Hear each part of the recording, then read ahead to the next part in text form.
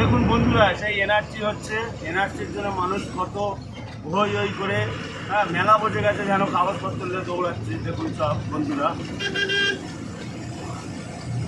NRC মানুষকে ঘর দৌড় সব কেড়ে নিয়েছে। এমন একটা তাল, রাতের ঘুম হারাম হয়ে গেছে আর দৌড়াচ্ছে কাগজপত্র নিয়ে।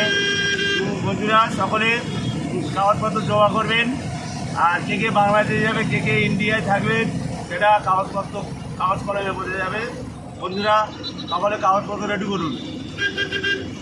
ড্রাইভারি লাইসেন্স থাকলে তার সাথে দিয়ে দিন।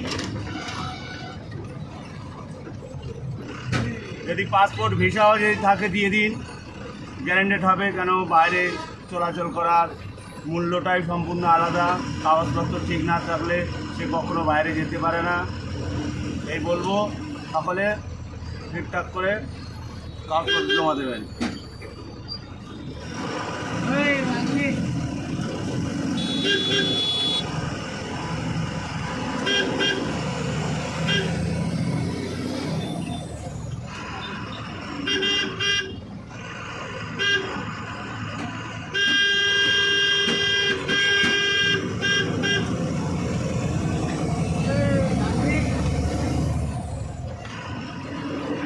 বন্ধুরা এই সেই দেখুন বেতুয়া বাজার।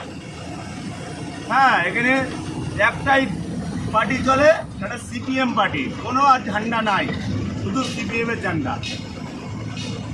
এই বেতুয়া বাজার এখন বেলা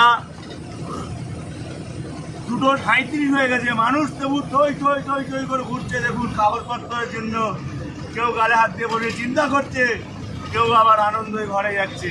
দেখুন বন্ধুরা, সেই নীলা খেলা আল্লাহ থেকে আমরা আজকে ভয় করলাম না।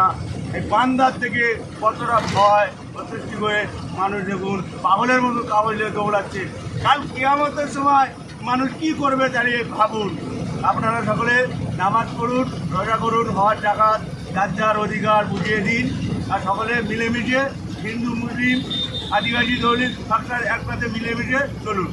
এই বলে আমার বক্তব্য শেষ করছি। সকলে লাইক শেয়ার কমেন্ট করে